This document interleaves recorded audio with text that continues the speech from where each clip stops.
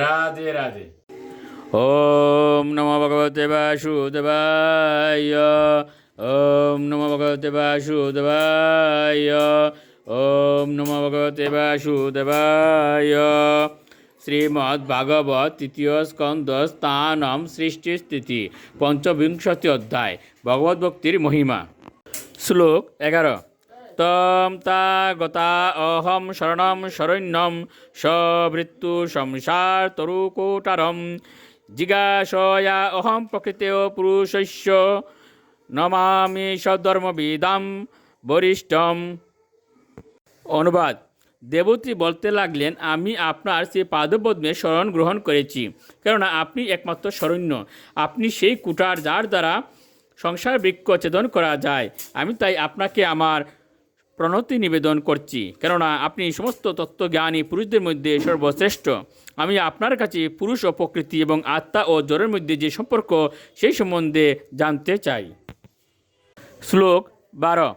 মৈত্রেয় উবাচ ইতি সমাতু নিরবৈদ্যম ঈপ্সিতম নিশম্য পুংসাম অপবর্গবর্ধনম দ্যাবিনন্দাত্মবতাম শতাম গতির বাবাস ঈষৎ স্মিত সুবিতানন।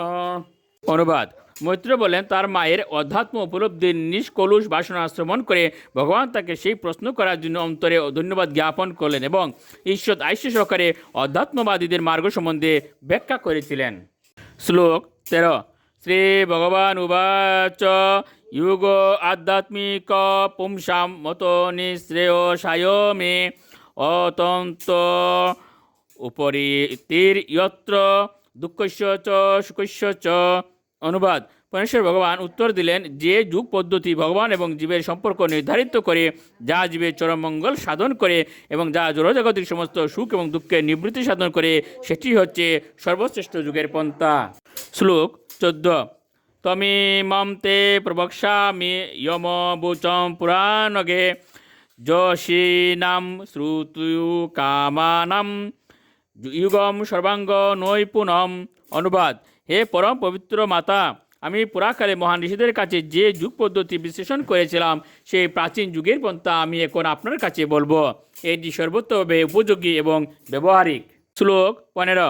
চেত কৈল্যস্য বন্ধায় মুক্ত হয়ে চাত্মনমতম গুণেশু শক্তম বন্ধায় রতম বা পুংসি মুক্ত হয়ে। অনুবাদ: যেই অবস্থায় জীবের চেতনা প্রকৃতির 3টি গুণের দ্বারা আকৃষ্ট হয়, তাকে বলা হয় বদ্ধ জীবন। কিন্তু সেই চেতনা যখন পরমেশ্বর ভগবানের প্রতি আসক্ত হয়, তখন তিনি মুক্ত হন। রাধে রাধে।